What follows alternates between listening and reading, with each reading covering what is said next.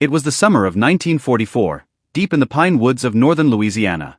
The war felt far away here. Only the faint rumble of army trucks and the buzz of cicadas hinted that the world was still on fire. Rows of low wooden barracks sat behind barbed wire, where hundreds of German prisoners of war waited out their days under the slow, relentless American sun. Most of the guys had been brought in from North Africa. They were once Rommel's proud soldiers, but now they were just cutting wood and moving logs. They worked, ate, slept. Des ran Togeter. But every night after roll call, when the guards chilled out and it wasn't so hot, the Americans would give out little cool things. Baseball gloves, magazines, sometimes even a junky old radio playing jazz. Then one day, some comic books showed up in the rec hall. They looked funny as anything. The covers had these tough-looking heroes punching goofy German dudes in helmets, with some screaming women in the back. The titles were loud and flashy: Captain America, The Fighting Yank, Spy Smasher. The German prisoners crowded around, laughing. "Is this the stuff Americans read?" one asked. "Kid stuff," another grumbled, flipping through one. Hans Becker, a young corporal from Hamburg, held one up. The cover had a hero with a cape knocking out a Nazi officer with one punch. Hans laughed so hard he almost choked. "They think this is war? Look at him, fighting in tights. Not even a uniform." The guards watched, some smiling, some wondering what was up. To them, it was normal. Comics were all over back home. Kids would buy them from the corner store. Soldiers read them all over Europe and the Pacific. But these Germans were raised on propaganda and thought their country was the best, so the idea of making war look like a cartoon was weird, even insulting. Hans threw the comic back in the box. "Only a screwed-up people would waste paper like this," he said. "Wie save ink back home." But later that night, when the lights were low and the guards went to bed, Hans couldn't stop thinking about those pages. The bright colors, the strong faces, the weird mix of fighting and jokes.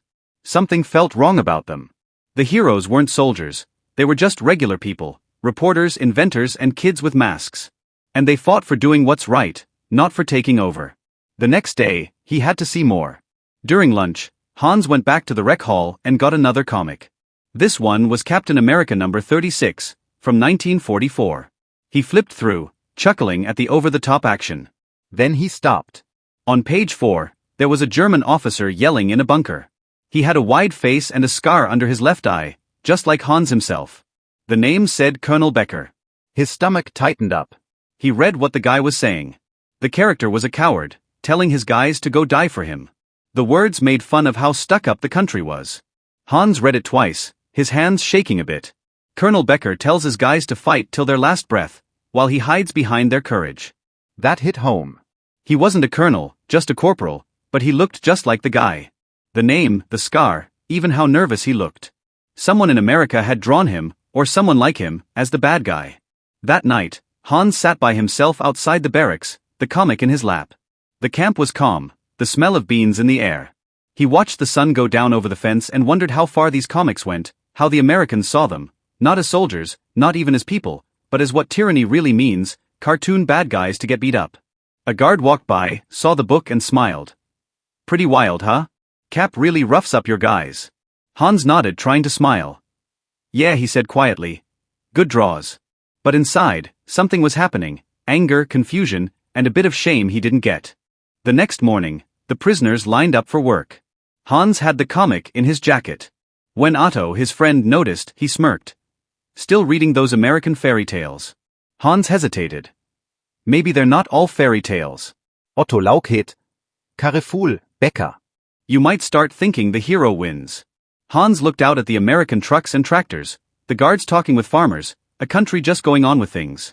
For the first time, he wondered who the real heroes were. At first, the comics were just something fun to look at, a splash of color in the bore of camp life.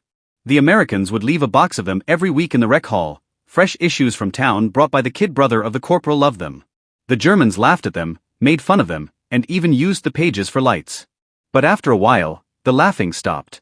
Some guys started reading quietly, acting like it was just to kill time, but they looked at the pages longer than they tried to. Evenings at Camp Ruston were long. After dinner, with the bugs going and the guards playing cards, the prisoners would hang out by the lights. One of them, Karl Meissner, who used to be a teacher, began reading the comics out loud using his clear English, translating as he went. He did it for fun at first, doing funny voices and making everyone laugh. But the vibe changed after a few times. He read in Captain America how regular people, Shop owners, women, even kids, stood up to the people that push other people around. He read about heroes fighting not for a Führer, but for an idea. The words touched them in ways that didn't want to admit. Otto rolled his eyes. Typical American crap, he said. They make war look like a carnival. Everyone smiling while they shoot. But Hans didn't laugh this time. He watched the drawings of normal people saying no, of bad guys shouting orders that sounded way too familiar. It was the first time he saw their own blah blah in the reverse image, not as something to be proud of, but as something stupid. That night, Hans dreamed of that panel with Colonel Becker hiding behind his men. He could almost hear the words flying out of his head, the put-downs that dragged everything he'd ever believed in through the pulp. He woke up sweating, the faint sound of jazz from the guard's radio floating in the dark. The next morning, he found himself looking at the camp's bulletin board. The Americans had put a news clipping next to the work schedules. U.S. industry sets new record, 100,000 planes built this year. Someone had taped up a comic strip with an American pilot smiling under some word as saying, "We fight for the sky, not for the glory." Hans looked at it for a long time. He remembered the Luftwaffe pilots he once admired, grim, like a machine of a person who thought emotions were weak. Here, even in the draws, the Americans seemed to think the thing his world had said no to was the best thing, being real. By the middle of August, the comics were all over the camp. Guards would trade issues with prisoners, Superman for Wonder Woman, Captain Marvel for the Spirit. Then something crazy started to happen. The POWs started making their own. Using charcoal and ration paper, they drew funny things where the heroes said with the German accents, or the bad guys wore American uniforms. But the drawings softened, mockery turned to curiosity, and trash-talking turned to copying. One afternoon, an American sergeant walked by the art table and stopped hard. "You boys are making your own comics?" Carl shrugged. "Practicing English," he said. The sergeant smiled. "You're catching on fast. Keep it up." When he left, Hans whispered, "He thinks it's a game." Carl nodded. "Maybe it is. But games tell the truth sometimes." That night, they put their comic the wall, a short story about a German soldier who wakes up in an American camp and realizes the war is done, but nobody has told him. The last panel showed him smiling faintly, saying, "Maybe peace is what it's all about." Nobody laughed at that one. Weeks went by and letters arrived, thin, censored, which said things were not going well. Towns damaged. Families homeless, factories closed. Hans read his mom's shaky words by light. "It glows red at night. Wie sleep in the cellar. Are you doing okay, my son?" He folded the letter and looked at the American comic in his hand, so bright and clean, nothing like the mess back home. It wasn't just a way to relax. It was like a mirror, a loud, colorful look at everything they'd been told to hate, yet somehow they couldn't stop looking at it. When Carl read that night, his voice shook when he translated a line from Captain America. "The fight is not against people, but against those who steal what's rightfully theirs." The words hung in the air. No one said a word. Then Hans whispered, "Do you think they mean us?" Carl looked at him, unsure if he should answering him not. That night, some guys stayed up late, staring at the lights through the wire. Somewhere beyond those lines, Americans were reading the same comics, but they think the heroes were real. Hans wondered what it took to live in a place where hope showed up on a printed paper.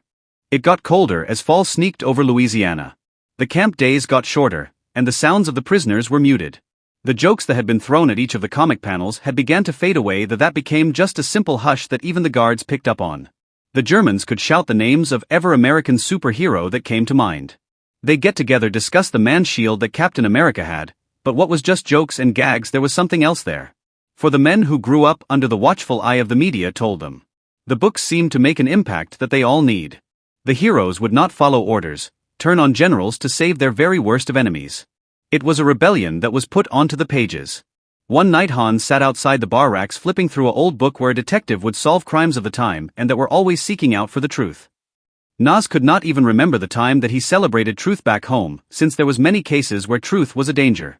Otto began to walk over with smoke coming out of his lips.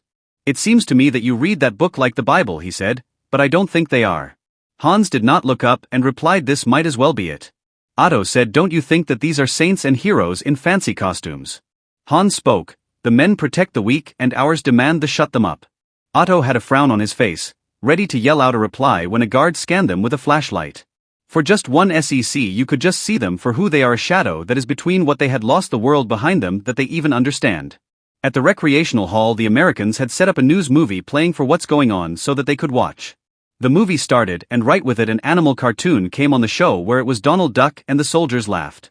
They began to change the show over to Sodders from Europe, who was passing out chocolate in town over in the village. The Sodders watch in shock as they started to show them faces that were calm and seemed nice. When the lights went on, no one made any comments.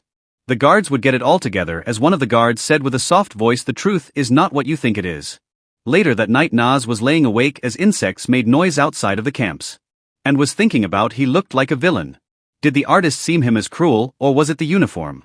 The morning came as he saw Carl drawing once more. This time it was no prank, it was to draw a German soldier that was in wired bars holding a book in his hands. Over him he drew a talk balloon with words saying the enemy might know us better than we know themselves. Hans stared before he said it was good work.